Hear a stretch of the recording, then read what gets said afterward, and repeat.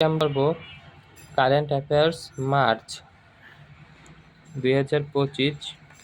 এখন এটার পাঠ বিষয়ে লেখালেখি করছে, সেটা পড়ব।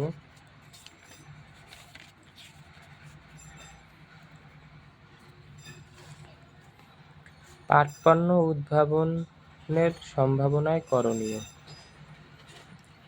আধুনিকায়ন ও বহুমুখী পাট পণ্য উৎপাদনের মাধ্যমে পাটের অতীত গৌরব ফিরিয়ে আনা, পাট ও পাট পণ্য ব্যবহার বৃদ্ধি ও বিশ্বব্যাপী সোনালী আঁশের উজ্জ্বল সম্ভাবনা তুলে ধরার লক্ষ্যে পাট পণ্যকে কৃষিপণ্য হিসেবে তুলে ধরা।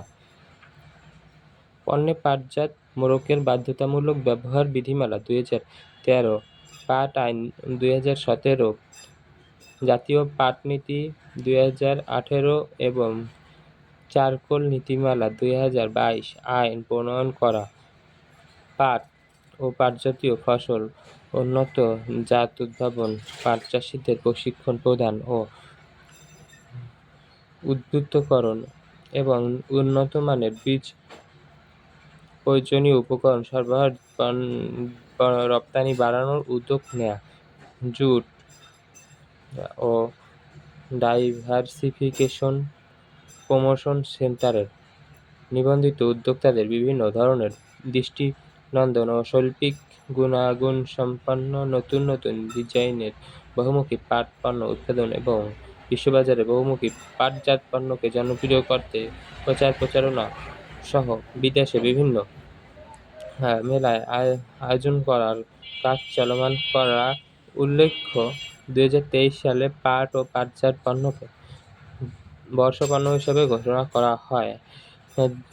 জাতীয় ও আন্তর্জাতিক বাস্তবতায় পরিবর্তিত পরিস্থিতিতে পাট চাষের উন্নয়ন ও পাট আঁশের বহুমুখী ব্যবহার লক্ষ্যে সরকারি ও বেসরকারি উদ্যোক্তাদের সমন্বিত উদ্যোগ গ্রহণ করা, জলবায়ু পরিবর্তনের ভয়াবহতা বিবেচনা নিয়ে এবং আগামী বিশ্বকে পরিবেশের দূষণের হাত থেকে রক্ষা করতে প্রাকৃতিক ফাইবারের বিকল্প নেই। পলিথিনের মতো মাটি, পানি দূষণকারী পদার্থের একমাত্র বিকল্প হতে পারে প্রাকৃতিক ফাইবার তথা পাট। সেই সঙ্গে আমাদের অর্থনীতিকে আগামীর বিশ্বের সঙ্গে তাল মিলিয়ে চলার জন্য পাট ও পাটজাত পণ্যের অতি বিশেষ গুরুত্ব দিতে হবে। দেশের সমৃদ্ধি অর্জন ও উন্নত দেশের কাতারে পৌঁছানোর জন্য যে লক্ষ্য, সেটি অর্জনের জন্য আমাদের চালিয়ে যেতে হবে পাট ও পাটজাতীয় পণ্য। তাই পাট শিল্পের বিকাশ আমাদের সর্বোচ্চ গুরুত্ব কাম্য।